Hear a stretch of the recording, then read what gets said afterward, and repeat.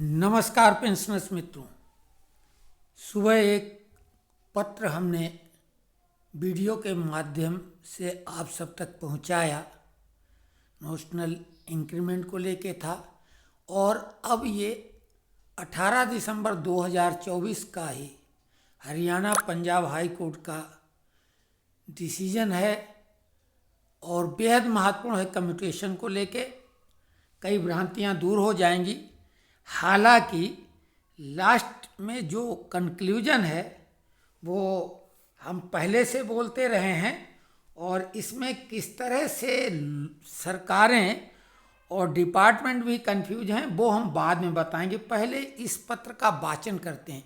Government of Punjab, department of finance pension policy and coordination branch to all pension disbursing banks state of Punjab memo number 03/02/2024-3 FPPC/408 dated 18th/12/2024. Subject regarding recovery of commuted value of pension. I am directed to invite your attention to the letter number T&A DDID 2024/4051 dated 28/6/2024. Letter number 03/02/2024-3 FPPC/328 dated 29/8/2024. और ये number वगैरह है। On the subject cited above, in compliance to the interim order passed by Honorable Punjab and Haryana High Court in various CWPs, the recovery of commuted value of pension from all the pensioners of state government who have completed 10 years of retirement or above was stayed till the vacation of stay orders. Now Honorable Court has decided this matter and passed the orders in CWP 9426 of 2023 titled as Sheila Devi and others and other connected petitions on 27/11/2024. The relevant portion of the orders of the Honorable Court is as under. 30. Keeping in view the fair stand on the part of the state, we do not find any ground for issuance of any particular direction in this regard, except to observe that in terms of the stand as projected before us, it is expected that necessary steps in this regard would be taken expeditiously by the state. 31.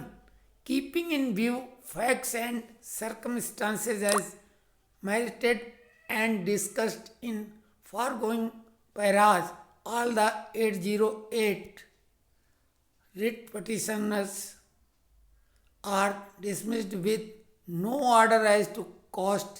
It is clarified that the state is entitled to effect recoveries which were state by way of interim orders in the writ petitions. Such recovery, however, be made in a staggered manner to obviate any hardship to the pensioners. Now, keeping in view the above orders of the Honorable Court, the government has decided to start the recovery process. The amount of recovery which could not take place due to stay orders will now be made in a staggered manner, that is, it will be recovered within the same time frame for which the recovery was stayed. For example, if the due recovery was not made for 6 months, it will now be recovered over the next 6 months in addition to the regular repayment of commuted value of pension. It is further clarified that normal recovery of commuted portion of pension will continue simultaneously. The compliance of these instructions shall be ensured by all the pension disbursing banks, and any deviation shall be taken as deliberate non-compliance of these instructions.